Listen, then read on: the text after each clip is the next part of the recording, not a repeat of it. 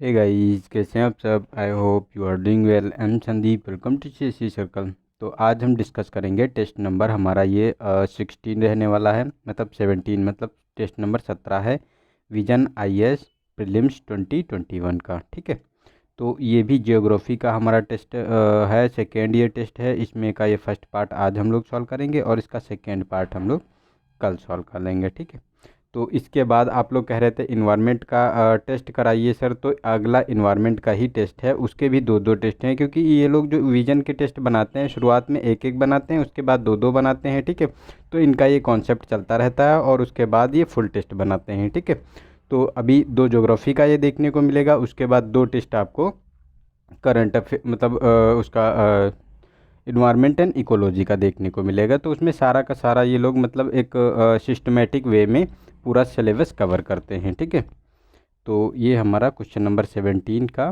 First part है। तो इसका क्वेश्चन नंबर हम फर्स्ट देखते हैं। तो क्वेश्चन नंबर फर्स्ट है इसमें कि निम्नलिखित में से कौन सी दशाएं सूती वस्त्र उद्योग के विकास के लिए उपयुक्त हैं। ठीक है, तो फर्स्ट है कि शुष्क और निर्जन जलवायु, सेकेंड है कि परिवहन के सुगम साधन। ठीक है, और थर्ड है कि विद्युत का निरंतर और किफ़ायती स्रोत। तो देखो जो हमारी जो इलेक्ट्रिसिटी है इसकी तो ज़रूरत होती ही कोई भी इंडस्ट्री लगाने के लिए। ठीक है, और ये किफ़ायती हो तो कहने ही क्या है। और हमारा सेकेंड स्टेटमेंट ये भी सही है, क्योंकि परिवहन के लिए सुगम साधन होंगे तभी तो इंडस्ट्री को जो माल हमारा तैयार होगा उसको मार्केट तक हम प्रोवाइड करा पाएंगे और कच्चा माल भी हम मतलब मंगा पाएंगे। ठीक है, तो ये तो सही है, लेकिन ये फर्स्ट वाला स्टेटमेंट सही है, क्योंकि इसके लिए जो सूती वस्त्र वस्त्र उद्योग होता है, इसमें क्या होता है कि कपास से जो सूत निकलता है, ठीक है, उसको काटने के लिए जो है हमें पर्याप्त आर्द्रता और नमी चाहिए जलवायु में वहाँ की। ठीक है, तो शुष्क जलवायु में ये नहीं सर्वाइव कर पाता है। तो हमारा सेकेंड और थर्ड स्टेटमेंट इसका सही है, तो बी वाला ऑप्शन इसका सही हो गया। ठीक है, नेक्स्ट है हमारा सेकेंड। तो इसमें कहा गया कि फसल गहनता के संदर्भ में निम्नलिखित कथनों पर विचार करना है। तो फर्स्ट है कि यह सकल बोए गए क्षेत्र और निवल बोए गए क्षेत्र का अनुपात होता है। ठीक है, और यह सेकेंड है कि फसल चक्र से फसल गहनता जो है बढ़ती है। ठीक है, तो जो ये दोनों स्टेटमेंट है दोनों के दोनों सही है, क्योंकि फसल चक्र से फसल गहनता तो बढ़ती ही है, और ये जो बोए गए जो सकल यह सकल बोए गए क्षेत्र और निवल बोए गए क्षेत्र का अनुपात होता है और इसे परसेंटेज में व्यक्त किया जाता है। ठीक है, तो ये दोनों स्टेटमेंट हमारे सही हैं, तो ये हमारा हो गया सी ऑप्शन। और ये मतलब इसको इंग्लिश में बोलते हैं क्रॉप डेंसिटी। ठीक है, उसी के बारे में बात की जा रही है। नेक्स्ट है थर्ड स्टेटमेंट, थर्ड क्वेश्चन। तो इसमें कहा गया है कि पुनर्योजी कृषि खेती और चराई की उन प्रथाओं का वर्णन करती है जो मृदा के कार्बनिक पदार्थों का पुनर्निर्माण करके और निम्नीकृत मृदा जैव विविधता को पुनर्स्थापित करके जलवायु परिवर्तन को उत्क्रमण उत्क्रमण करती हैं और निम्नलिखित जो ये मतलब उत्क्रमण करती है। ठीक है, तो ये जो पद्धतियाँ नीचे दी गई हैं, तो ये पुनर्योजी कृषि के उद्देश्य को प्राप्त करने में सहायता करेंगी। तो कौन कौन सी ये स्थितियाँ हैं। ठीक है, तो दीर्घकालिक फसलें उगाना। सेकेंड है कि बायोचार का अनुपयोग, और ये सिल्वी पास्चर पद्धति अपनाना। ठीक है, तो देखो इसके लिए सिल्वी पास्चर पद्धति अपनाना तो ये अच्छा होगा, क्योंकि इसमें क्या होता है कि जैसे वृक्ष लगाना। ठीक है, सिल्वी पास्चर में क्या होता है, वृक्ष लगाना, चारा की जो फसलें उगाना उसी में, और उसी के साथ साथ पशुपालन करना। ठीक है, तो ये प्रणाली होती है सिल्वी पास्चर। तो ये तो हमारे लिए बहुत ही बेनिफिशियल रहने वाली है। और ये जो सेकेंड स्टेटमेंट में कहा गया है कि बायोचार, तो इसमें क्या होता है कि जो लकड़ी से कोयला बनाया जाता है पायरोलिसिस प्रक्रिया के द्वारा। ठीक है, तो ये भी हमारा इम्पोर्टेंट है।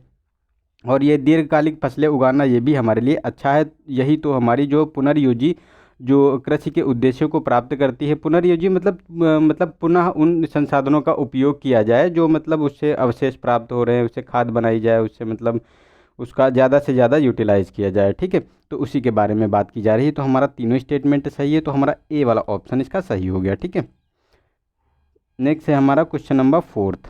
तो इसमें कहा गया है कि निम्नलिखित क्षेत्रकों को भारत के सकल मूल्य वर्धित यानी जीवीए ग्रॉस वैल्यू एडेड के बारे में बात करना है कि अपने अपने योगदान के घटते क्रम में व्यवस्थित कीजिए। तो कृषि क्षेत्र का कितना योगदान है, उद्योग का कितना है, और ये तुम्हारा मतलब सेवाएं जो सर्विसेज होती हैं इनका कितना है। ठीक है, तो इसमें देखो सर्विसेज का ये बहुत ज़्यादा इसमें सबसे ज़्यादा इसमें देखने को मिलेगा, क्योंकि सर्विसेज का जो इसमें भाग होता है वो लगभग 55% के करीब होता है। ठीक है, और जो इंडस्ट्री का होता है ये 29% है, और जो एग्रीकल्चर का है, जो ये नवीन डाटा की हम बात कर रहे हैं, जो नया अभी लेटेस्ट डाटा है। ठीक है, और कृषि क्षेत्र की अगर हम इसमें बात करें तो ये जो हमारा इसमें देखने को मिलेगा लगभग 16.5%। ठीक है, तो ये इस क्रम में होता है, तो इसको जो है हमको घटते क्रम में लिखना है। ठीक है, तो हमारा थर्ड पहले आएगा, सेकंड और फर्स्ट आएगा, तो थर्ड सेकंड फर्स्ट। ठीक है, तो हमारा डी वाला ऑप्शन इसका सही हो गया। नेक्स्ट है हमारा फिफ्थ, तो इसमें कहा गया है कि भारत के निम्नलिखित रामसर स्थलों को उत्तर से दक्षिण दिशा में व्यवस्थित कीजिए, कि मतलब इस तरह से हमको व्यवस्थित करना है इनको। ठीक है, तो फर्स्ट है कि रुद्र सागर झील, सेकेंड है कि तसो मोरारी झील, और थर्ड है दीपोर विल झील है। ठीक है, और ये ऊलर झील है। तो देखो ये ऊलर झील है, ये आपको जम्मू कश्मीर में देखने को मिलेगी। ठीक है, और ये दीपोर बिल है, ये आपको गुवाहाटी असम में देखने को मिलेगी। ठीक है, ये असम में मिलेगी, और तसो मुरारी है ये लद्दाख में है। यहाँ तो बहुत ज़्यादा न्यूज में था। देखो ये क्वेश्चन इसीलिए बन रहे हैं, बार बार हर एक सब्जेक्ट में आ रहे हैं, क्योंकि सब कोई ज्योग्राफी से इम्पोर्टेंट है, ज्योग्राफी से पॉइंट ऑफ व्यू से। ठीक है, कोई पॉलिटिकल पॉइंट ऑफ व्यू से इम्पोर्टेंट है। ठीक है, तो उसके सारे पक्ष निकल कर आ रहे हैं, इसीलिए ये बार बार क्वेश्चन पूछे जा रहे हैं। तो यहाँ से कोई भी क्वेश्चन आ सकता है, क्योंकि पिछली बार ये बहुत ज़्यादा न्यूज में था, तो जो ये सियाचिन ग्लेशियर है उसकी लोकेशन पूछी गई थी। ठीक है, तो उसी के संबंध में कुछ भी पूछा जा सकता है इसमें।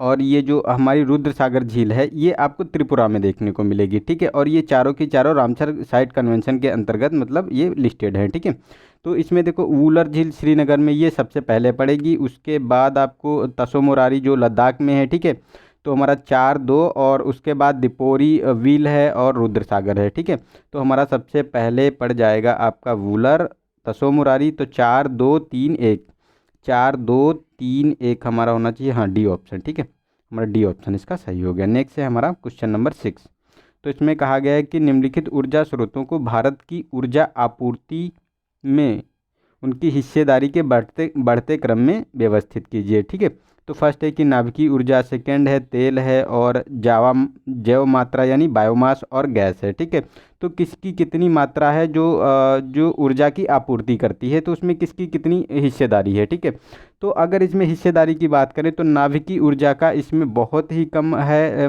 लगभग 1.2%। ठीक है, लगभग 1% इसमें भाग है, और तेल का ये सबसे ज़्यादा है, ये 28% इसमें देखने को मिलेगा। ठीक है, जो इसमें दिए गए हैं, और जो ये बायोमास का है तो इसमें आपको आएगा 11%, 11.6% इसका भाग है, और ये गैस का जो रहेगा इसमें 70.3%। ठीक है, तो इसको अगर ऑर्डर में लगाया जाए तो सबसे ज़्यादा हमारा कौन सा हो गया, तेल का हो गया, तो हमको क्या हिस्सेदारी बढ़ते क्रम में लगाना है। ठीक है, तो सबसे कम कौन सा है, तो हमारा सबसे कम हो गया नाभिकीय ऊर्जा। ठीक है, तो सबसे कम नाभिकीय ऊर्जा हो गया, और उसके बाद हमारा हो जाएगा गैस। ठीक है, तो हमारा 1-4 और 3-2 होना चाहिए, 1-4-3-2, 1-4-3-2। ठीक है, तो हमारा बी ऑप्शन इसका सही है। ठीक है, और सबसे ज़्यादा जो एनर्जी की आपूर्ति की जाती है तो 49% जो है कोयले से की जाती है। ठीक है,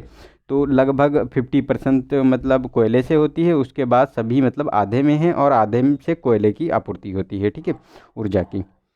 नेक्स्ट है हमारा क्वेश्चन नंबर 7, तो इसमें कहा गया है कि निम्नलिखित में से कौन सा आंत्रोपत्तनों का सर्वश्रेष्ठ वर्णन करता है। तो फर्स्ट है कि वे पत्तन जो विशेष रूप से यात्रियों और डाक के परिवहन से संबंधित हैं। ठीक है, सेकेंड है कि वे पत्तन जहां जहाज पुनः ईंधन भरने और जल तथा खाद्य सामग्री लेने के लिए लंगर डाला करते हैं। सेकेंड सी ऑप्शन है हमारा कि तेल के प्रक्रमण और नौ परिवहन का कार्य करने वाले पत्तन, और डी है कि हमारा एकत्र केंद्र के रूप में कार्य करने वाले पत्तन, जहां पर विभिन्न देशों से निर्यात हेतु वस्तुएं लाई जाती है। ठीक है, तो देखो इसका डी ऑप्शन सही है, जो ये आंत्रपोपतन होते हैं, ठीक है। तो इनका यही काम होता है कि ये मतलब जो विभिन्न देशों से वस्तुएं लाई जाती है वहाँ एकत्रित की जाती हैं और वहाँ से फिर डिस्ट्रीब्यूट की जाती हैं। जैसे एशिया में ये क्षेत्र देखने को मिलेगा सिंगापुर में, ठीक है, सिंगापुर में ये सिचुएशन देखने को मिलती है, ठीक है। तो ये हमारा डी वाला ऑप्शन हो गया सही। नेक्स्ट है 8 क्वेश्चन नंबर। तो इसमें कहा गया कि निम्नलिखित में से कौन सी आर्द्र भूमियों द्वारा साझा की जाने वाली अनिवार्य विशेषताएं हैं, ठीक है। तो फर्स्ट है कि जल की प्रचुरता, सेकेंड है कि विशेष अनुकूलन युक्त वनस्पति, और थर्ड है कि वायवीय अपघटन की जो प्रधानता होती है, ठीक है। तो देखो इसमें वायवीय अपघटन की प्रधानता नहीं होती है, ये इसमें जो अनाक्षी शोषण देखने को मिलता है जो अवायवीय होता है, ठीक है, जो वायु में नहीं होता है। तो ये तो हमारा गलत है, इसके ये प्रतिकूल है, ना कि इसकी प्रधानता होती है। और सेकेंड स्टेटमेंट सही है क्योंकि विशेष अनुकूलन युक्त वनस्पति यहाँ पे देखने को मिलती है। और इसमें जो ये फर्स्ट वाला ये भी सही है क्योंकि जल की प्रचुरता तो होती है, क्योंकि आर्द्र भूमियों में जल तो भारी मात्रा में होता ही है, ठीक है। तो हमारा फर्स्ट एंड सेकेंड स्टेटमेंट इसका सही है, लेकिन थर्ड गलत हो गया, तो डी वाला ऑप्शन इसका सही हो गया। नेक्स्ट है 9 क्वेश्चन नंबर। तो इसमें कहा गया कि भारत की मुक्त आकाश नीति यानी जो ओपन स्काईज पॉलिसी के बारे में बात की जा रही है। तो फर्स्ट है कि इसके तहत भारत में किसी भी विमानपत्तन से या कार्गो या यात्री सेवाओं दोनों के संचालन की अनुमति प्रदान की गई है, ठीक है। और सेकेंड है कि इस नीति के अंतर्गत घरेलू के साथ साथ विदेशी एयरलाइन भी शामिल की गई हैं।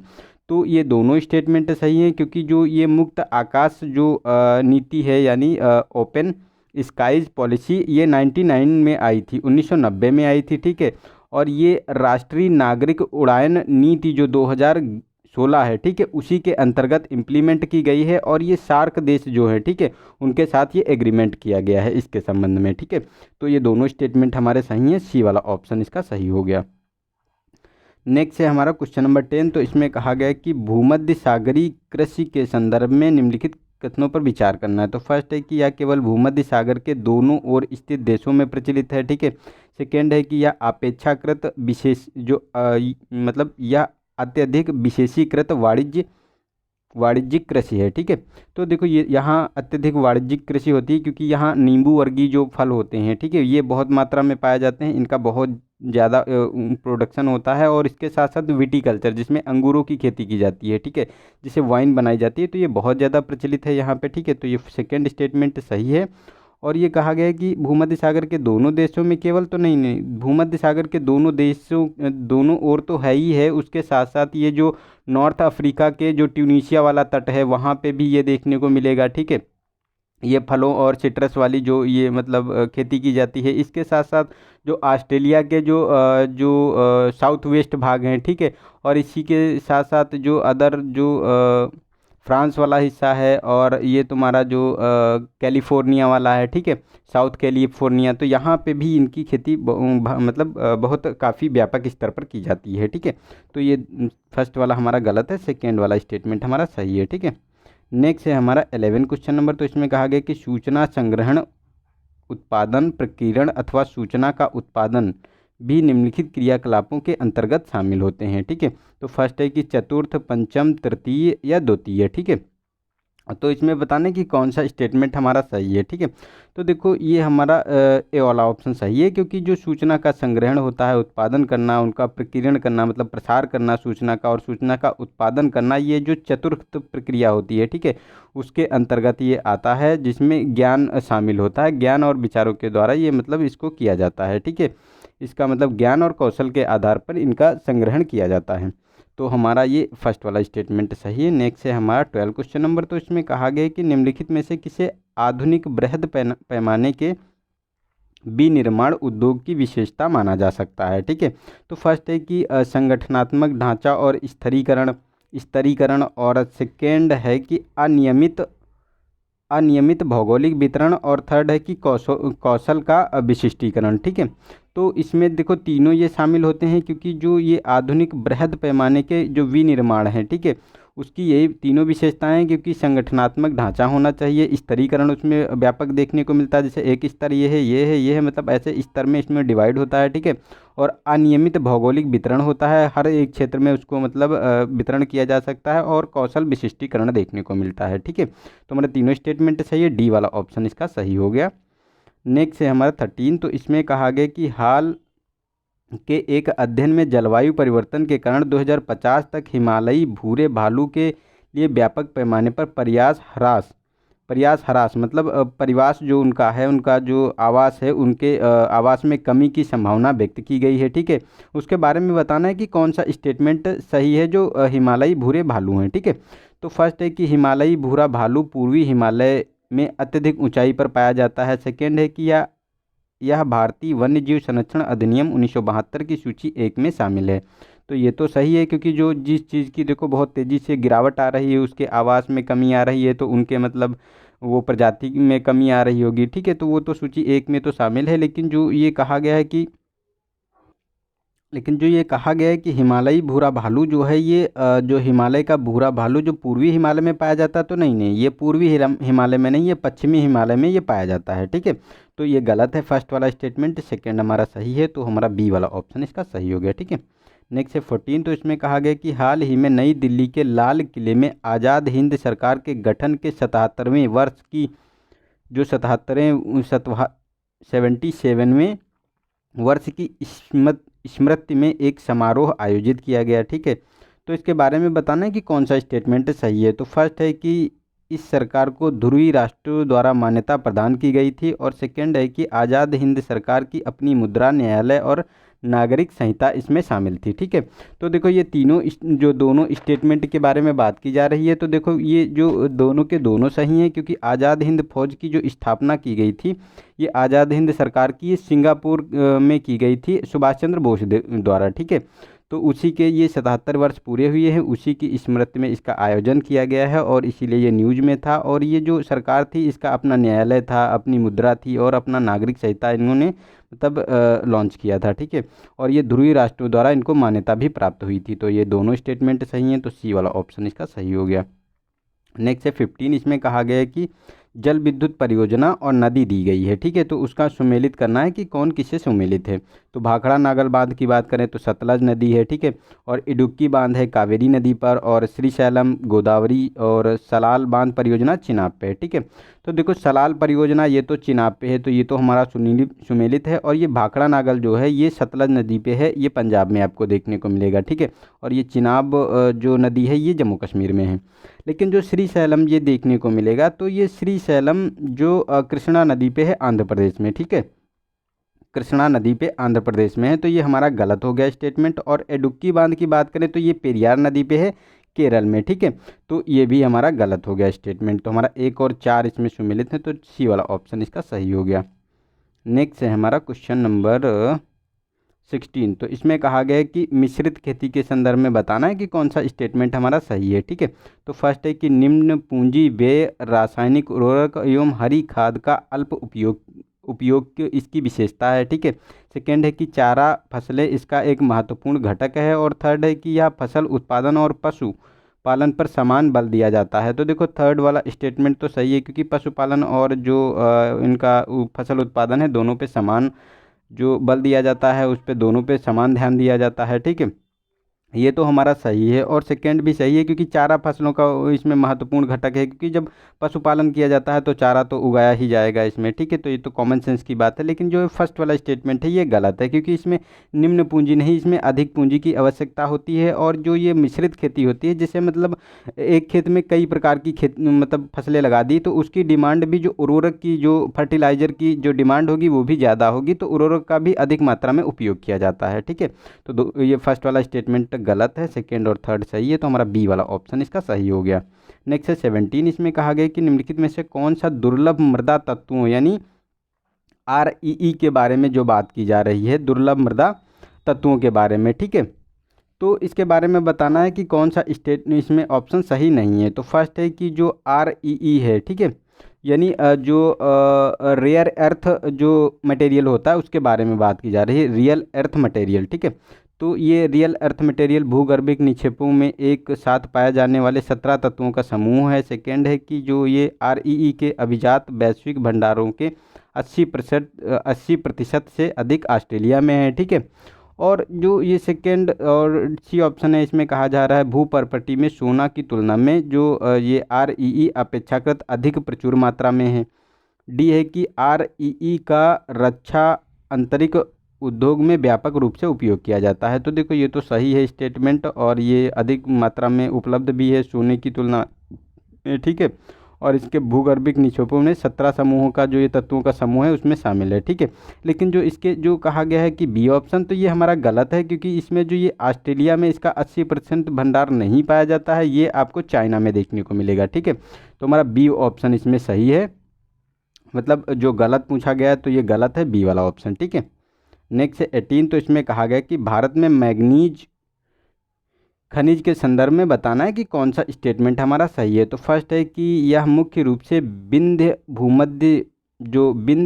भूवैज्ञानिक शैल प्रणाली में पाया जाता है। सेकेंड है कि भारत में उड़ीसा सर्वाधिक भंडार वाला राज्य है, मतलब मैंगनीज का भंडारण सबसे ज़्यादा जो आपको देखने को मिलेगा जो उड़ीसा है, ठीक है। और थर्ड है कि भारतीय मैग्नीज में फास्फोरस की उच्च मात्रा इसे धातु कर्म प्रयोजनों के लिए उपयुक्त बनाती है। तो ये गलत स्टेटमेंट है, क्योंकि अगर हम मैग्नीज में फास्फोरस की उच्च मात्रा मिला जाते हैं तो ये मतलब धातु कर्म के लिए अनुपयुक्त हो जाता है, ठीक है, ये उपयुक्त नहीं रहता है। तो ये गलत हो गया स्टेटमेंट। और ये उड़ीसा में इसके मतलब भंडार सबसे ज़्यादा पाए जाते हैं, तो ये भी सही है, ठीक है। और इसमें जो ये फर्स्ट वाला स्टेटमेंट है तो ये गलत है, क्योंकि बिंद में कोई ये खनिज नहीं पाए जाते। खनिज वाला जो समूह है, जो शैल समूह है, ये धारवाड़ वाला जो समूह है साउथ इंडिया में, ठीक है, तो वहाँ ये पाए जाते हैं। तो ये तो सही है स्टेटमेंट। और जो इसका जो प्रोडक्शन होता है सबसे ज़्यादा अगर बात करें तो ये एमपी में होता है, ठीक है। मतलब भंडार हैं उड़ीसा में सबसे ज़्यादा, लेकिन प्रोडक्शन जो मैग्नीज का है वो एमपी में सबसे ज़्यादा होता है, ठीक है। तो हमारा ये सेकेंड स्टेटमेंट इसमें केवल सही है और फर्स्ट एंड थर्ड गलत हैं।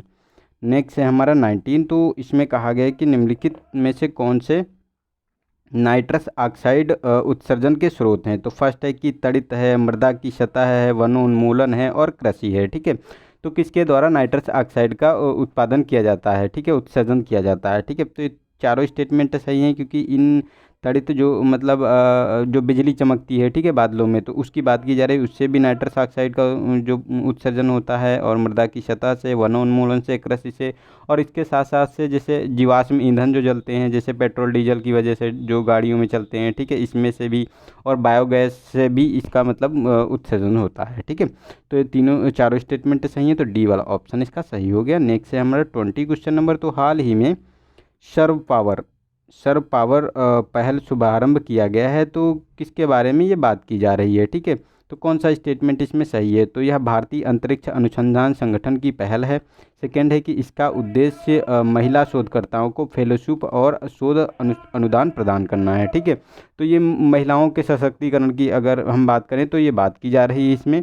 तो ये तो सेकेंड स्टेटमेंट तो सही है, इसमें फेलोशिप दी जाएगी जो महिला शोधकर्ता हैं, ठीक है, उन्हें अनुदान दिया जाएगा। लेकिन ये फर्स्ट वाला स्टेटमेंट गलत है। ये अंतरिक्ष जो इसरो के द्वारा नहीं ये कराया जा रहा है, ये आपको ministry of science and technology के अंतर्गत जो साइंस एंड टेक डिपार्टमेंट है, ठीक है, उसी के अंतर्गत ये मतलब पावर सर्व पहल चलन का शुभारंभ किया गया है। तो हमारा सेकेंड स्टेटमेंट सही है, फर्स्ट वाला हमारा गलत है।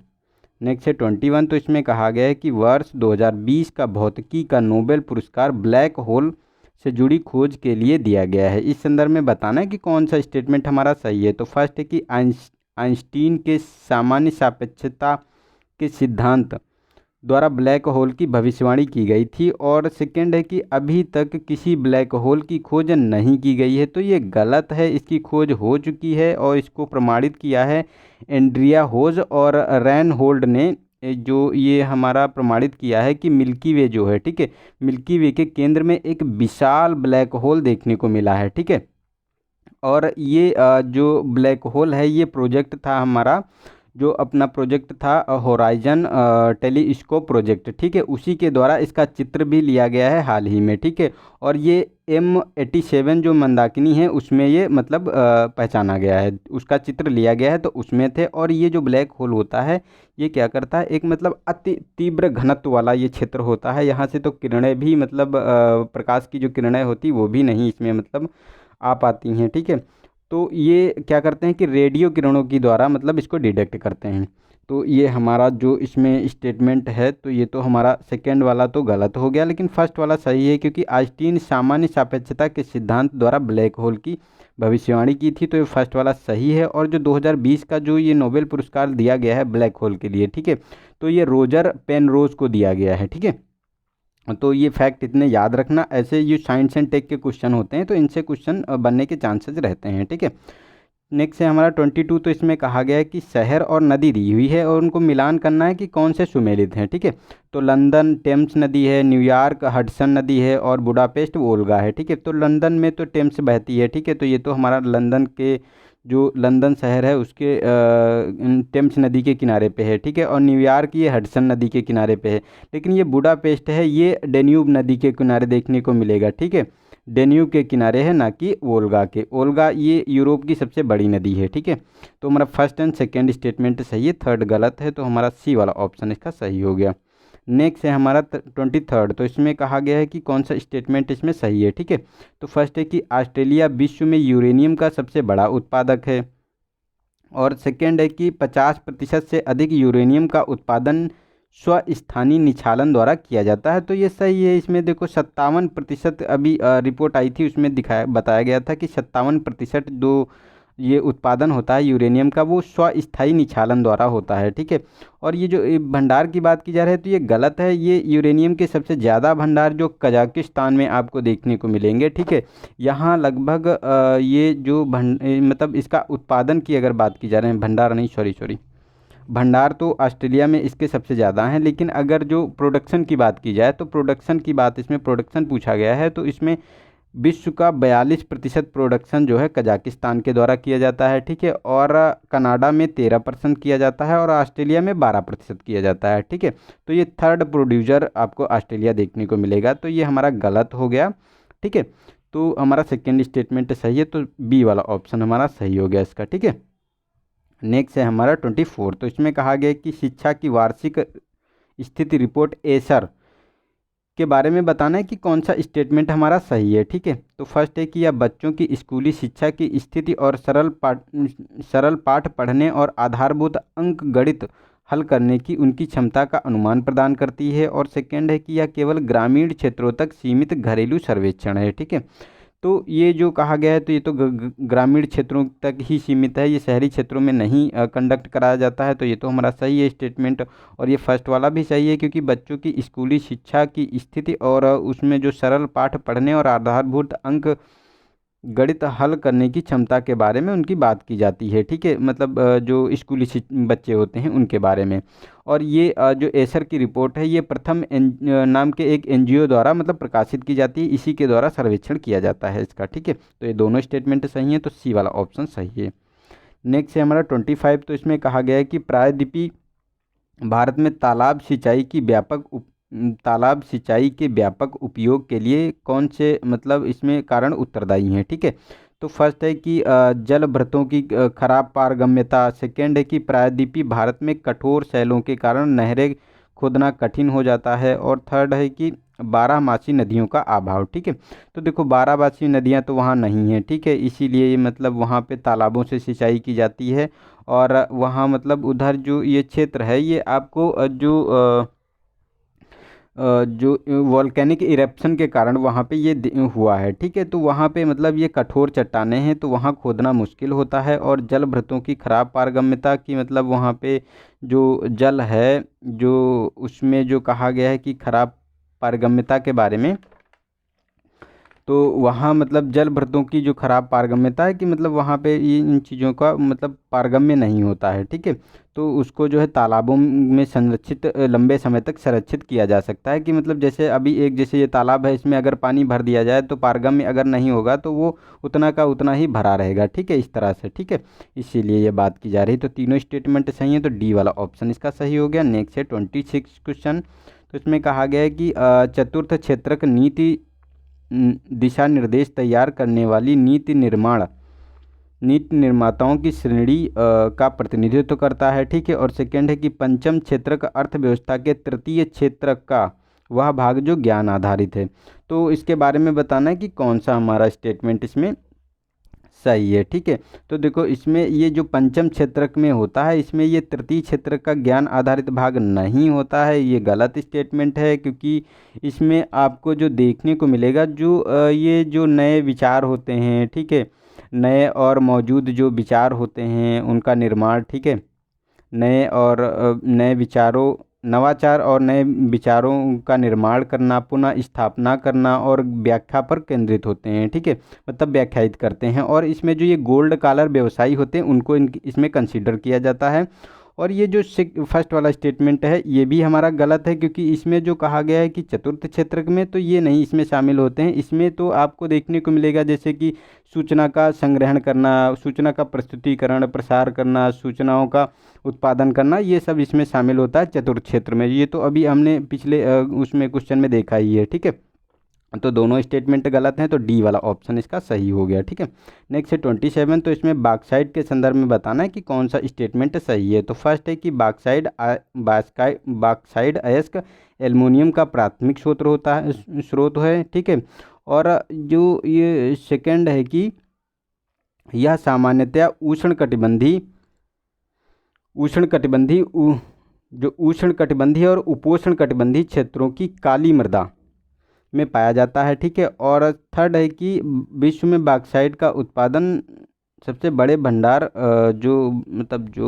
विश्व में बॉक्साइट का सबसे बड़ा भंडार अफ्रीका में है। ठीक है, तो इसके बारे में तो हमारा थर्ड स्टेटमेंट सही है, क्योंकि इसमें जो विश्व के सबसे बड़े भंडार तो ये साउथ अफ्रीका में देखने को मिलेंगे। अफ्रीका में मतलब अफ्रीका कॉन्टिनेंट जो है, ठीक है, वहाँ पे देखने को मिलेंगे। और यहाँ पे आपको 32% देखने को मिलेगा पूरे वर्ल्ड का। ठीक है, तो ये तो हमारा सही है। और फर्स्ट वाला भी सही है, क्योंकि बॉक्साइट का एल्युमिनियम का जो ये प्राथमिक स्रोत होता है, तो ये तो सही है, ये अयस्क है उसका। लेकिन थर्ड वाला जो मतलब सेकेंड स्टेटमेंट गलत है, क्योंकि काली मृदा में ये नहीं पाया जाता। ये आपको लेटराइट मृदा में पाया जाता है, जिसे लाल रंग की चिकनी मिट्टी जो होती है, ठीक है, जिसे लेटराइट बोलते हैं, उसमें ये पाया जाता है।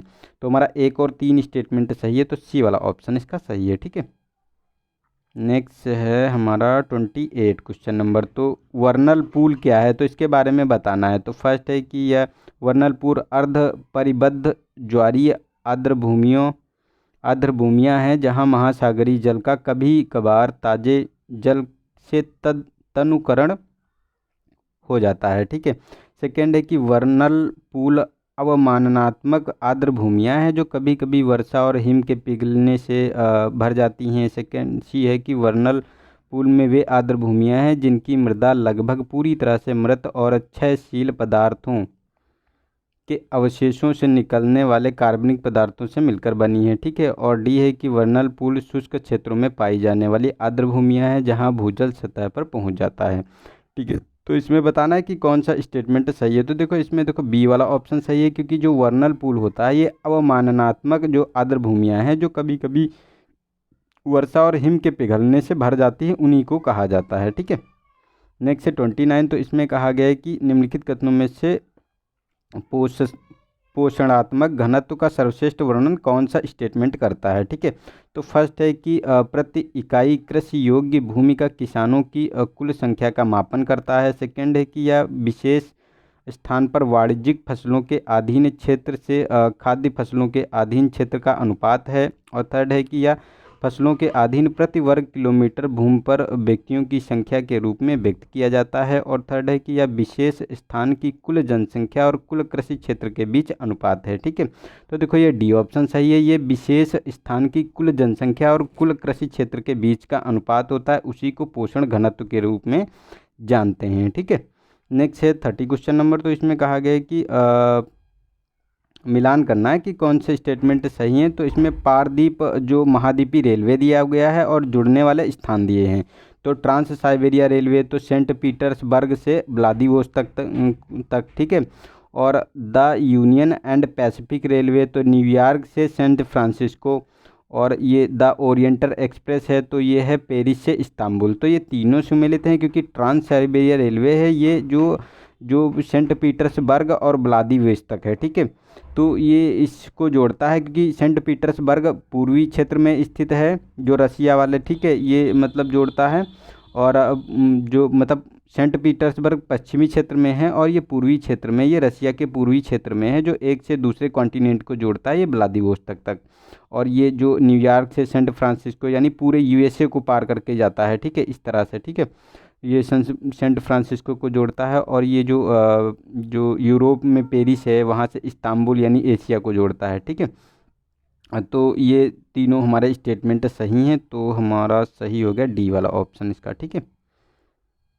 नेक्स्ट है 31, इसमें कहा गया कि पॉलीमेटेलिक नोड्यूल्स के संदर्भ में बताना है कि कौन सा स्टेटमेंट हमारा सही है। तो फर्स्ट है कि ये मैग्नीज और आयरन हाइड्रोक्साइड के संचयन हैं जो वितलीय मैदानों में सर्वाधिक प्रचुर मात्रा में पाए जाते हैं। सेकेंड है कि अटलांटिक महासागर में क्लेरपर्टसन जोन में पॉलीमेटेलिक नोड्यूल्स का उच्चतम सांद्रण है। तो देखो ये सेकेंड स्टेटमेंट गलत है, क्योंकि ये अटलांटिक में नहीं, ये हिंद महासागर में देखने को मिलते हैं, ठीक है।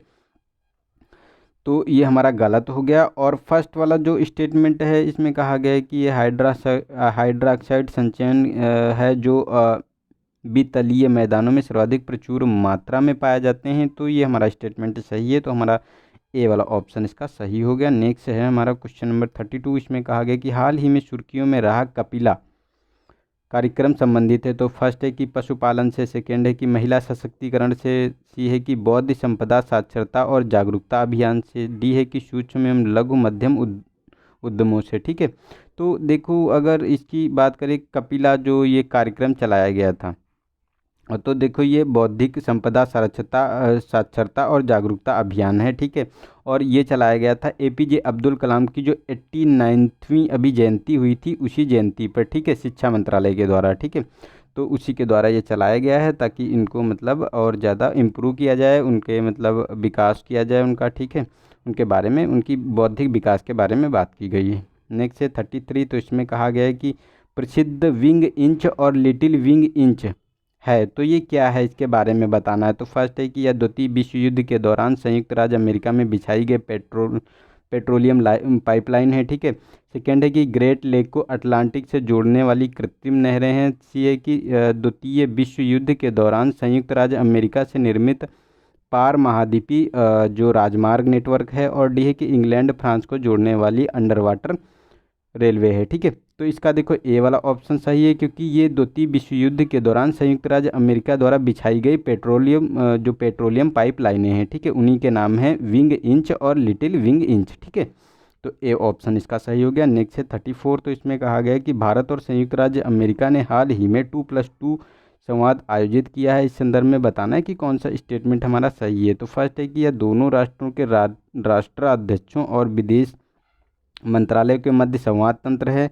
और सेकेंड है कि भारत और संयुक्त राज्य अमेरिका ने इस वर्ष अपना प्रथम 2+2 डायलॉग जो है आयोजित किया है। तो ये गलत है, ये तो अभी दिल्ली में आयोजित किया गया था और इसमें ये इस बार थर्ड ये डायलॉग है, ठीक है, तीसरी बार आयोजित किया गया है। और इसमें क्या होता है कि रक्षा मंत्रालय और विदेश मंत्रालय के मंत्री और सचिव इसमें होते हैं, ना कि राष्ट्रीय अध्यक्ष, ठीक है। तो ये गलत हो गए, तो ये हमारे दोनों स्टेटमेंट गलत हैं, तो डी वाला ऑप्शन सही हो गया। नेक्स्ट है हमारा क्वेश्चन 35, तो इसमें कहा गया कि हाल ही में वैज्ञानिक और औद्योगिक अनुसंधान परिषद ने इंडीजेन परियोजना के परिणामों को प्रकाशित किया है, जिनमें हजारों व्यक्तियों का संपूर्ण जीवन जीनोम अनुक्रम का कार्य आरंभ किया गया था, ठीक है। और इस संदर्भ में बताना है कि निकट भविष्य में जीनोम अनुक्रम का कैसे उपयोग किया जा सकता है। तो फर्स्ट है कि कैंसर के लिए उत्तरदायी उत्परिवर्तन की पहचान करने के लिए। सेकंड है कि सटीक चिकित्सा का विकास करने के लिए। और डी है कि कुछ लोगों पर दवा की अप्रभाविता का कारण जानने में सहायता करने के लिए इसका प्रयोग किया जा सकता है, ठीक है। तो ये जीनोम प्रोजेक्ट के बारे में जो बात कही जा रही है, तो ये सही है, तीनों मतलब तीनों स्टेटमेंट सही हैं, क्योंकि कैंसर के लिए उत्तरदायी जो उत्परिवर्तन की पहचान की जा सकती है, सटीक चिकित्सा इसे प्रोवाइड कराई जा सकती है, कोई अगर बीमारी है उसमें अगर इलाज में कोई फ़ायदा नहीं हो रहा है तो उसके बारे में बात की जा मतलब उसका पता लगाया जा सकता है, ठीक है। तो ये तीनों स्टेटमेंट इसके सही हैं, तो हमारा डी वाला ऑप्शन हो गया। और ये जीनोम होते क्या हैं, तो ये जो कोशिका में डीएनए होता है या जो जीनों का ये अनुक्रम होता है उसी को जीनोम बोलते हैं, ठीक है। नेक्स्ट है 36, तो इसमें कहा गया है कि निम्नलिखित नदी बेसिनों को भारत में उनकी जल संसाधन क्षमता के घटते क्रम में व्यवस्थित कीजिए। तो फर्स्ट है कि कृष्णा, नर्मदा, सिंधु, गंगा। ठीक है, तो इनके बारे में बताना है कि किसका मतलब बेसिन जो जल संसाधन क्षमता किसकी सबसे ज़्यादा है, उसके बाद किसकी है, उसके बाद किसकी है, तो घटते क्रम में लिखना है। तो देखो इसमें गंगा की सबसे ज़्यादा है, उसके बाद आपको कृष्णा की देखने को मिलेगी। ठीक है, और अब फिर है आपकी जो सिंधु नदी का जो ये जल ग्रहण क्षमता है। ठीक है, और फिर नर्मदा नदी का है। ठीक है, तो 4-1 और 3-2 होना चाहिए हमारा, 4-1-3-2, तो हमारा बी वाला ऑप्शन इसका सही हो गया। ठीक है, नेक्स्ट है 37। तो इसमें कहा गया है कि वाणिज्यिक पशुपालन के संदर्भ में बताना है कि कौन सा स्टेटमेंट हमारा सही है। ठीक है, तो फर्स्ट है कि यह एक विशेषीकृत गतिविधि है जिसमें केवल एक प्रकार के पशु का पालन किया जाता है। सेकेंड है कि वाणिज्यिक पशुपालन मुख्य रूप से दक्षिण पूर्व एशियाई देशों में प्रचलित है। ठीक है, तो ये गलत है, ये दक्षिण पूर्व एशियाई में प्रचलित नहीं है। यहाँ तो जीवन निर्वाह के लिए किया जाता है, इसका वाणिज्यिक बहुत ज़्यादा पालन नहीं किया जाता। लेकिन हाँ, जैसे ऑस्ट्रेलिया हो गया या पश्चिमी देश हो गए, जैसे यूएसए हो गया, अर्जेंटीना है, न्यूजीलैंड है, उरुग्वे है, यहाँ मतलब इसकी जो पशुपालन है इसको पशु रैंचिंग के नाम से जाना जाता है और बहुत मतलब व्यापक स्तर पर किया जाता है। ठीक है, तो ये हमारा सही है, मतलब ये गलत हो गया स्टेटमेंट। और ये फर्स्ट वाला जो है तो ये हमारा सही है, क्योंकि विशेष गतिविधि है, मतलब एक मतलब पशुपालन की जो एक विशेष जिसमें केवल पशुओं का पालन किया जाता है। ठीक है, इसमें केवल और केवल पशु होते हैं और इसमें किसी को शामिल नहीं किया जाता है, तो हमारा ए वाला ऑप्शन सही हो गया। नेक्स्ट है हमारा 38। तो इसमें कहा गया है कि एक कृषि जलवायविकी क्षेत्र के बारे में बताना है कि कौन सा इसमें किसके बारे में सही वर्णन कर रहा है। ये मतलब जो गद्यांश दिया गया है या मतलब कह सकते हैं जो पैरा दिया गया है। ठीक है, तो इसका है कि इस क्षेत्र के उच्चावच में भारी भिन्नता है। ग्रीष्म ऋतु मृदु होती है लेकिन शीत ऋतु में अत्यधिक ठंड की स्थिति का अनुभव होता है। औसत वार्षिक वर्षा मात्र 150 सेंटीमीटर होती है। ठीक है, और पहाड़ी ढलानों के साथ अलग अलग ऊंचाइयों पर वनस्पति में अंचलिक व्यवस्था पाई जाती है। घाटियों में जलोढ़ मृदा की मोटी परतें हैं जबकि पहाड़ी ढालों पर पतली भूमि मृदा होती है। चावल इस क्षेत्र की मुख्य फसल है जिसकी खेती पहाड़ी ढलानों पर सीढ़ीदार खेतों में की जाती है। ठीक है, तो ये किस जलवायु की क्षेत्र के कृषि के बारे में बात की जा रही है। ठीक है, तो अगर हम इसके में बात करें तो ए ऑप्शन है हमारा पठारी क्षेत्र और पहाड़ी क्षेत्र, और पूर्वी हिमालय बी ऑप्शन है, पश्चिमी हिमालय सी ऑप्शन है, और डी है हमारा कि पूर्वी पठार और पश्चिमी पूर्वी पठार और पहाड़ी क्षेत्र। ठीक है, तो इनके बारे में बताना है कि कौन सा हमारा स्टेटमेंट इसमें सही है। ठीक है, तो अगर इसमें बात करें तो ये पश्चिमी हिमालय की बात की जा रही, उसी क्षेत्र में ये सीढ़ीदार खेती होती है और इसमें जो चावल यहाँ की मुख्य फसल होती है। ठीक है, तो इसके बारे में बात की जा रही है। नेक्स्ट है 39। तो इसमें कहा गया है कि सुर्खियों में रहने वाला परख किससे संबंधित है। तो फर्स्ट है कि ए ऑप्शन स्वर्ण आभूषणों की शुद्धता के प्रमाण पत्रों से, बी है कि हरि भवन रेटिंग प्रणाली से, और सी है कि उपकरण के लिए ऊर्जा स्टार रेटिंग से, और छात्र अधिगम मूल्यांकन केंद्र से। ठीक है, तो इसका डी ऑप्शन सही है। जो ये परख अभी चलाया गया था कोविड-19 की जो चल रही थी उसमें सब कुछ बंद हो चुका था, उसी के संबंध में ये चलाया जा रहा था। ठीक है, तो ये शिक्षा मंत्रालय द्वारा चलाया गया था और इसे कैबिनेट ने अप्रूवल दिया था, और ये स्वायत्त संस्था है एक, मतलब स्वतंत्र और स्वायत्त संस्था है एक, जिसके बारे में छात्रों के बारे में उसका मतलब उनका मूल्यांकन करती है। नेक्स्ट है 40। तो इसमें कहा गया है कि निम्नलिखित कथनों पर विचार करना है। तो फर्स्ट है कि ताड़ का तेल है, कपास है, कोको है, गन्ना है, केला है। ठीक है, तो इसमें बताना है कि कौन सी इसमें बागानी फसलें हैं। तो देखो इसमें ताड़ हो गया, कपास हो गया, कोको हो गया, गन्ना है, केला है, सारी की सारी आपको जो है जो देखने को मिलेंगी बागानी फसलें हैं। तो डी ऑप्शन है, क्योंकि बागानी फसलें कौन सी होती हैं जिनकी रोपाई की जाती है। ठीक है, रोपाई की जाती है लंबे समय तक, उसमें जैसे 1 से 2 साल, 2 से 3 साल तक, मतलब 4 साल 5 साल तक रहती हैं। ठीक है, एक मिनिमम 1 साल और उससे वो ज़्यादा तक रहती हैं, तो उनको मतलब बागानी फसलें कहते हैं।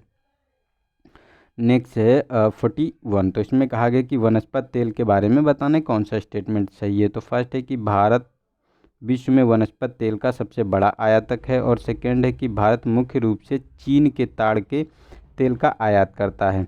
तो देखो चीन के ताड़ का आयात तेल का आयात नहीं करता है। ये जो ताड़ का तेल होता है ये इंडोनेशिया और मलेशिया से आयात करता है, तो ये गलत स्टेटमेंट है। और भारत जो है वनस्पति तेलों का सबसे बड़ा आयातक नहीं है, क्योंकि इंडिया में सरसों का प्रोडक्शन काफ़ी मात्रा में हो जाता है, जिससे तेल की प्राप्ति हो जाती है। तो जो आयात करता है ये फोर्थ कंट्री है ये, ठीक है, क्योंकि सबसे ज़्यादा आयातक कंट्री हैं जो वनस्पति तेलों की, तो उसमें यूएसए है, ठीक है, यूएसए है, और जो तुम्हारा चाइना है और ब्राज़ील है, ठीक है। फोर्थ कंट्री इंडिया है।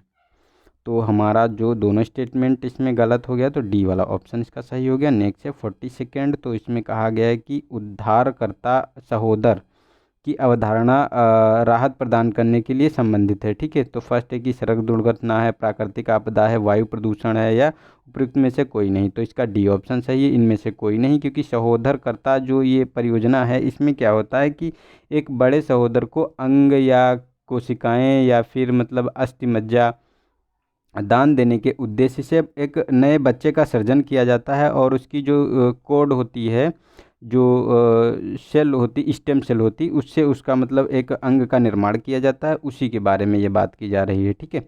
तो ये डी ऑप्शन है इसका सही। नेक्स्ट है 43, तो इसमें कहा गया है कि निम्नलिखित स्रोतों को उसके ताज़े जल की उपलब्धता के घटते क्रम में व्यवस्थित कीजिए, ठीक है। तो घटते क्रम में व्यवस्थित करना है, तो ध्रुवी और बर्फ़ हिमनद की बात करें तो ये है, और भूमि जल है, और झीलें और नदियाँ हैं।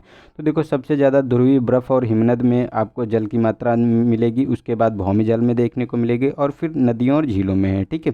तो हमारा 1, 2 और 3, ठीक है। तो 1 और 2 और 3 हमारा जो है बी वाला ऑप्शन हमारा सही है इसका, ठीक है। नेक्स्ट है 44, तो इसमें कहा गया कि भारत में पेट्रोलियम उत्पादों के उत्पादन के संदर्भ में बताना है कि कौन सा स्टेटमेंट सही है। तो फर्स्ट है कि असम अग्रणी उत्पादक राज्य है, ठीक है, पेट्रोलियम के बारे में। और सेकेंड है कि पेट्रोलियम उत्पादों का शुद्ध निर्यातक है। तो देखो ये निर्यात करता है लेकिन शुद्ध निर्यातक नहीं है, क्योंकि इसमें क्या होता है कि जैसे नेफ्ता हो गया, पेट्रोल हो गया, या ईंधन तेल हो गया, ठीक है, स्नेहक हो गया, इन चीज़ों का मतलब जो बाई प्रोडक्ट होते हैं पेट्रोलियम के, उनका यूज़ करता है ये निर्यात करने के लिए, ठीक है। तो ये तो गलत हो गया। और फर्स्ट है ये भी हमारा गलत है, क्योंकि असम अग्रणी नहीं है, ये गुजरात है, ठीक है। गुजरात में सबसे ज़्यादा तेल का उत्पादन होता है। तो हमारे दोनों स्टेटमेंट गलत हैं, डी ऑप्शन हमारा सही हो गया। नेक्स्ट है हमारा 45, तो इसमें कहा गया कि नदियों का निम्नलिखित में से कौन सा युग्म प्रायद्वीपीय भारत के पश्चिम की ओर प्रवाहित होने वाली नदियां हैं, ठीक है। तो पश्चिम की प्रवाहित होने वाली नदियों के बारे में बात की जा रही है। तो फर्स्ट है कि उल्लास है, और मूसी है। सेकेंड है कि बेल्लार है, पूर्णा है, मुन्नेर है, और पेरियार है, और दमन गंगा है, और सावित्री है, ठीक है। तो इसमें बताना है कि कौन सा स्टेटमेंट सही है। तो देखो इसमें जो है, तो इसमें वैसे तो केवल फोर्थ वाला स्टेटमेंट सही होना चाहिए, क्योंकि पश्चिम की ओर दमन गंगा और सावित्री प्रवाहित होती है, ठीक है। तो ये जोड़ा हमारा सही है। लेकिन अगर पेरियार की बात करें तो ये पश्चिम में वेस्ट में प्रवाहित होती है, लेकिन मुन्नेर है ये बंगाल की खाड़ी में गिरती है, ठीक है, पूर्व की तरफ। और इसी तरह वेल्लार भी पूर्व की खाड़ी में, मतलब बंगाल की खाड़ी में पूर्व की तरफ गिरती है। और पूर्णा है ये पश्चिम में गिरती है, पश्चिम में जो है अरब सागर में गिरती है। और मूसी इसी तरह जो है ये बंगाल की खाड़ी में पूर्व की तरफ बहती है, ठीक है। और ये उल्लास है ये दक्षिण की मतलब पश्चिम की तरफ बहती है, ठीक है। तो ये तीनों सम्मिलित नहीं है, तो ये ऑप्शन का आंसर गलत है, ठीक है। तो इसमें आप लोग करेक्शन कर लेना, इसका केवल 4 ऑप्शन सही हो जाए, इसमें कोई भी ऐसे ये नहीं है, ठीक है। इसका 4 केवल स्टेटमेंट सही है और तीनों गलत हैं। नेक्स्ट है 46, इसमें भारत में नदी मार्ग के सीमित महत्व के बारे में बताना है कि कौन सा कारण सही है, ठीक है। तो फर्स्ट है कि यह परिवहन के अन्य साधनों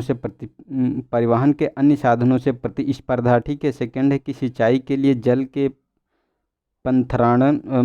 पंथातरण के कारण जल में कमी। और थर्ड है कि निम्न रख रखाव, ठीक है, निम्न रख रखाव लागत, ठीक है। तो ये जो बात की जा रही है, तो देखो इसमें निम्न रख रखाव लागत तो होती ही है, क्योंकि इसमें बहुत ज़्यादा लागत की ज़रूरत नहीं पड़ती है। और सिंचाई के लिए जो ये होता है जल, उसकी भी कमी हो जाती है। और ये प्रतिस्पर्धा जो अन्य संसाधनों से, परिवहनों से प्रतिस्पर्धा इसको करना पड़ता है, जो नदी जल मार्ग होते हैं, ठीक है। तो ये तीनों के तीनों स्टेटमेंट सही हैं, लेकिन ये वाला हमारा जो थर्ड वाला, ये इसके संबंध में ये कारण सीमित कारण का उत्तरदायी नहीं है, क्योंकि ये तो अच्छा है कि हमारा निम्न लागत होती है, ठीक है। तो ये तो हमारे लिए अच्छा है, तो ये हमारा सही है, लेकिन ये मतलब इस संबंध में सही नहीं है जो पूछा गया स्टेटमेंट है, ठीक है। तो एक और दो स्टेटमेंट सही है, तो ए वाला ऑप्शन इसका सही है। नेक्स्ट है 47। तो इसमें कहा गया कि औद्योगिक अवस्थिति के सिद्धांत में बेवर द्वारा पदार्थ सूचकांक मैटर इंडेक्स के बारे में बताना है कि कौन सा स्टेटमेंट सही नहीं है। तो फर्स्ट है कि यह निर्मित उत्पादों के भार से कच्चे माल के भार का अनुपात है। सेकेंड है कि इसका उपयोग जो परिवहन लागत के आधार पर उद्योग के आदर्श अवस्थिति निर्धारित करने के लिए किया जाता है। और सी है कि यह जो मैटर इंडेक्स एक से अधिक है तो उद्योग बाजार के निकट अवस्थित होगा। और डी है कि जो मैटर इंडेक्स यदि मैटर इंडेक्स एक के बराबर है तो उद्योग कच्चे माल के किसी स्थान या बाजार में स्थित हो सकते हैं, ठीक है। तो देखो ये वाला तो हमारा गलत है। अगर जो ये मैटर इंडेक्स जो बाजार के निकट जो मतलब मैटर इंडेक्स एक से अधिक है तो ये जो बाजार से दूर स्थित होगा, ना कि निकट, ठीक है। तो यही हमारा गलत है और गलत पूछा गया, तो सी वाला ऑप्शन सही हो गया। और ये सारे हमारे स्टेटमेंट सही हैं, ठीक है। जो उद्योग मतलब एक इंडस्ट्री को लगाने के लिए जो आदर्श स्थितियां होती हैं। नेक्स्ट है हमारा यूनेस्को की विश्व धरोहर स्थल यानी नाजका लाइन्स जो जीवन के बड़े जंतुओं, पौधों, काल्पनिक प्रणालियों के चित्रण के लिए जानी जाती है, ठीक है। हाल ही में एक खड़ी पहाड़ी की ढाल पर विश्राम करती बिल्ली के अब तक ज्ञात विशालकाय उत्कीर्ण की खोज के बाद हाल ही में सुर्खियों में रही नाजका लाइन्स स्थित है। तो पेरू में है, इक्वाडोर में है, बोल्विया में है या अर्जेंटीना में है। तो इसके बारे में बताना है हमको स्टेटमेंट। तो देखो ये पेरू में देखी गई है जो ये नाजका लाइन्स है, ठीक है। तो उसके बारे में जो कहा गया है ये यूनेस्को की विश्व धरोहर स्थल नाजका लाइन है, ठीक है। तो ये हमारा पेरू में है। नेक्स्ट है 49। तो इसमें कहा गया है कि निम्नलिखित में से कौन सी स्थायी कृषि के प्रमुख सिद्धांत हैं। तो फर्स्ट है कि गहन कृषि है। सेकेंड है कि पुनः उपयोग और पुनर्चक्रण द्वारा शून्य अपशिष्ट जीवन शैली है। और प्रचुर संसाधन और ऊर्जा एकत्र करने की प्रणाली का विकास करना है, ठीक है। तो इसमें बताने कौन सा स्टेटमेंट हमारा सही है। तो देखो अगर इसमें बात करें तो देखो प्रचुर संसाधन और ऊर्जा एकत्र करने की प्रणाली का विकास करना, तो ये तो होगा ही स्थायी जो कृषि होती है, ठीक है। इसको पर्माकल्चर के नाम से भी जानते हैं, पर्माकल्चर, ठीक है। पर्माकल्चर के नाम से जानते हैं स्थायी कृषि को। और इसमें पुनः उपयोग और पुनर्चक्रण द्वारा शून्य अपशिष्ट जीवन शैली, ठीक है। लेकिन ये गहन कृषि का नहीं है, जीवन निर्वाह कृषि का एक आधार होता है, ठीक है। गहन कृषि का आधार नहीं होता है, क्योंकि इसमें होता है कि जितना भी प्रोडक्शन हो वो सस्टेनेबल वे में हो और उसका जो है ज़्यादा से ज़्यादा यूटिलाइज किया जा सके, ठीक है। तो 2 और 3 स्टेटमेंट इसका सही है, तो हमारा डी वाला ऑप्शन इसका सही हो गया। नेक्स्ट है हमारा आज का लास्ट क्वेश्चन। इसमें कहा गया कि समशीतोष्ण क्षेत्र में काष्ठ क्रम के विकास के लिए कौन से कारण उत्तरदायी हैं, ठीक है। तो फर्स्ट है कि सजाती वृक्ष प्रजातियां। सेकंड है कि जमे हुए नदी तालों से आसान परिवहन और सस्ती जल विद्युत उपलब्धता। तो ये तीनों कंडीशन जो है समशीतोष्ण क्षेत्रों में काष्ठ कर्म के लिए जो विकास के लिए उत्तरदायी हैं, क्योंकि जो काष्ठ कर्म मतलब जो लकड़ी के उद्योग होते हैं उनके बारे में बात की जा रही है। तो उससे सजाती वृक्ष होते हैं तो उनमें चुनाव करने में कोई दिक्कत नहीं होती, एक ही प्रकार के हैं तो उनको आसानी से काटा जाता है। और जमे हुए नदी तालों से आसानी से उसका परिवहन किया जाता है, उसको काट के नदी में डाल दिया जाता है और उनको फिर अपने उस क्षेत्र में जहाँ इंडस्ट्री होती है उसको उतार लिया जाता है, ठीक है। और ये सस्ती जल विद्युत की उपलब्धता है, मतलब इसके लिए जो सस्ती वहाँ मतलब जो नदियाँ होती हैं उसी के आसपास ये देखने को मिलता है, तो वहाँ पे इलेक्ट्रिसिटी भी इनको सस्ती और अच्छी मिल जाती है, ठीक है। तो ये तीनों कंडीशन अच्छी हैं इसके लिए, ठीक है। तो हमारा डी वाला ऑप्शन इसका सही है। तो आज के लिए इतना ही। आई होप आप लोगों को वीडियो अच्छा लगा होगा, और अगर वीडियो अच्छा लगा है तो अपने दोस्तों को शेयर करो और लाइक करो, ठीक है। और अगर कोई सजेशन हो तो वो भी आप लोग दे सकते हैं। और जो भी कोई प्रॉब्लम हो, कोई दिक्कत हो, कुछ भी हो तो आप लोग बता सकते हैं मुझे, ठीक है। और कुछ इम्प्रूवमेंट करना है, कुछ और अगर कुछ नया स्टार्ट करना है तो उसके बारे में। और करंट अफेयर बताइए आप लोग कि जैसे ये 50 क्वेश्चन मैं करवाता हूँ, ठीक है। ऐसे मंथली का सिलेक्टेड मैं 100 क्वेश्चन टेस्ट सीरीज करवाना चाहता हूँ, तो क्या आप लोग उसको देखने के लिए तैयार हैं, ठीक है। अगर आप लोग देखने के लिए तैयार हैं तो बताइएगा उसके बारे में, ठीक है। तो आज के लिए इतना ही, मिलते हैं नेक्स्ट वीडियो में, तब तक के लिए नमस्कार, जय हिंद, जय भारत।